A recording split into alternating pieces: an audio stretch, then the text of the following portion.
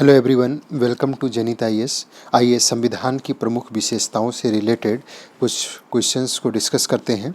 इसमें ढेर सारे क्वेश्चन ऐसे हैं जो आपके कॉन्सेप्ट को बहुत अच्छी तरीके से क्लियर करेंगे। फर्स्ट क्वेश्चन है,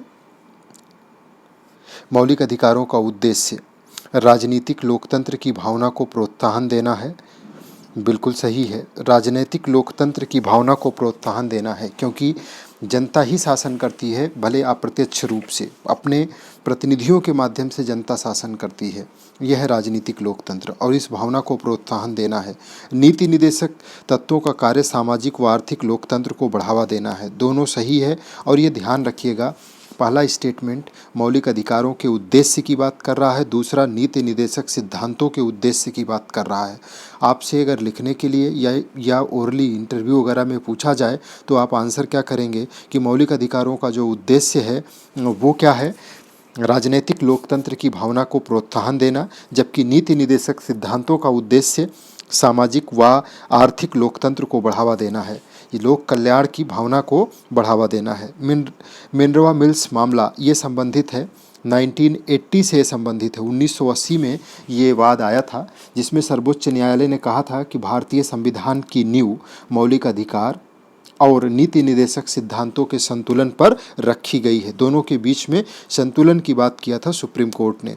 नेक्स्ट क्वेश्चन है, निम्नलिखित में से कौन से प्रावधान आयरलैंड के संविधान से लिए गए हैं। आयरलैंड के संविधान से डीपीएसपी लिया गया है। विधि द्वारा स्थापित प्रक्रिया ये जापान के संविधान से है। मूल कर्तव्य सोवियत संघ से, जबकि मूल अधिकार आपका अमेरिका से लिया गया है। आंसर 1 ये केवल एक होगा, यानी कि बी ऑप्शन। नेक्स्ट क्वेश्चन देखिए, निम्नलिखित में से कौन सी संघीय व्यवस्था के लक्षण हैं।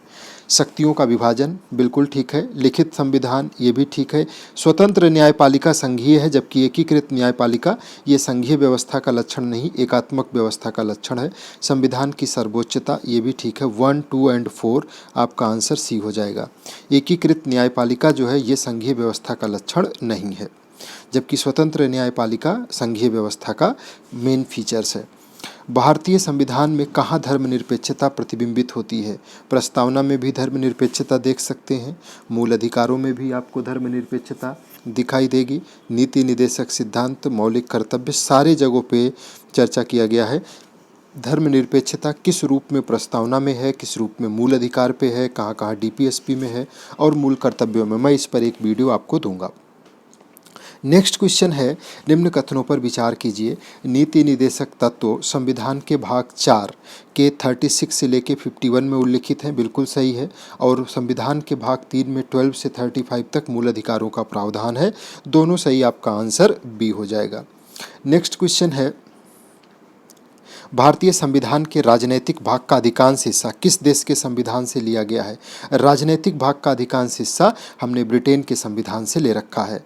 संविधान दिवस 26 नवंबर को मनाया जाता है। ये 2015 में अंबेडकर जी की जयंती के अवसर पे स्टार्ट किया गया।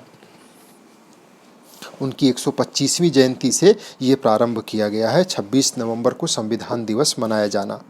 अगला है, भारत निम्न में से किस समिति का संबंध भारत शासन अधिनियम 1919 से है।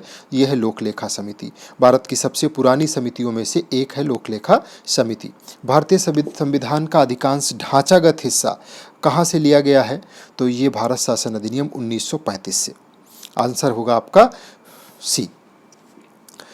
तो ये क्वेश्चंस थे भारतीय संविधान की विशेषताओं से संबंधित कुछ क्वेश्चंस, जिसे हमने अभी यहाँ डिस्कस किया है। आगे और क्वेश्चंस आपको इन सब टॉपिक्स से देखने को मिलेगा, इन्हें रिवाइज करिए। जो बेसिक कॉन्सेप्ट और अच्छे कॉन्सेप्ट आपको मिल रहे हैं उनको कॉपी में नोट डाउन करते चलिए। धीरे धीरे सतत रूप से प्रयास करते रहिए। निश्चित रूप से मान के चलिए सारे कॉन्सेप्ट आपके सब कुछ क्लियर हो जाएगा। इस अंक में इतना ही। धन्यवाद।